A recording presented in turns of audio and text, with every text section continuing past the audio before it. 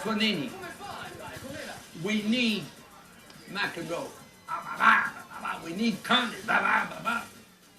We need Andre. We need entertainers. But they have to know how to win also. Fognini, I'm asked all the time, tell me about Fognini. Talent, no problem. But talent alone in life cannot make you successful. You have to have a team, you have to be disciplined, and you have to win all the time when you're supposed to win.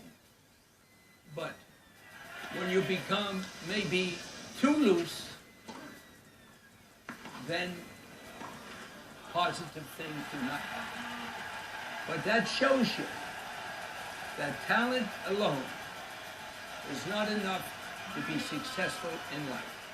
I believe that Fognini has the talent to be in the top 10 and to win some big ones. But what would I do if I coached him? Fognini, tell me what you want to do. You tell me. I'm sorry, I cannot coach you. Why?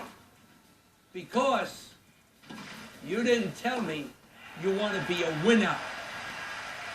You didn't tell me that. You didn't tell me what you were going to do to be a winner. Sorry, see you later. I let him talk. And I put it on tape. And then writing, I have him sign it. Okay? That's what I would do.